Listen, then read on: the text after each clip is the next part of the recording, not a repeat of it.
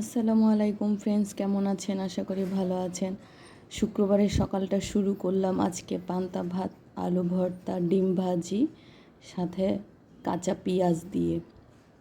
সকালবেলাতেই মন চাচ্ছিল যে এটা খাবো, এর জন্য রাতের বেলায় পান্তা ভাত করে রেখেছিলাম। সকালে আলু ভর্তা, ডিম ভাজি করে নিলাম, আর রাতের ছোট মাছ চচ্চড়ি ছিল, সেটা দিয়ে আমরা সকালের নাস্তা করলাম পান্তা ভাত দিয়ে।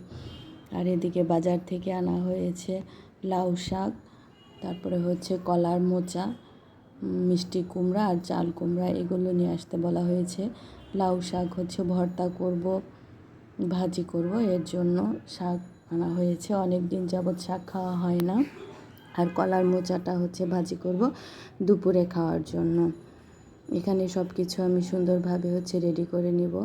আর এই যে রান্নাবান্না হয়ে গিয়েছে, কলার মোচা ভাজি, ইলিশ মাছ ভাজি, আর লাউ শাক পাতা ভর্তা। দুপুরে আমরা খাচ্ছি। দেখেন, লাউ শাক ভর্তা করেছিলাম, কত সুন্দর কালার, কত সুন্দর হয়েছে।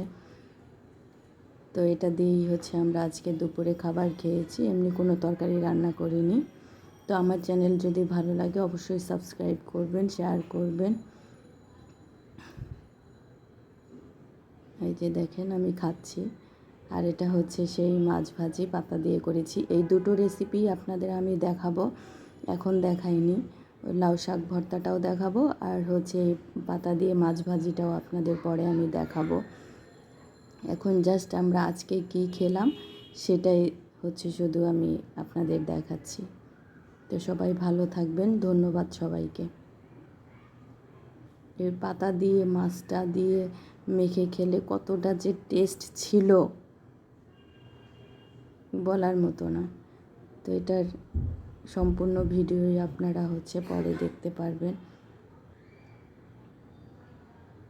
তো আমি খেয়ে দেখাচ্ছিলাম কতটা টেস্ট, অনেক টেস্ট ছিল, অনেক টেস্ট।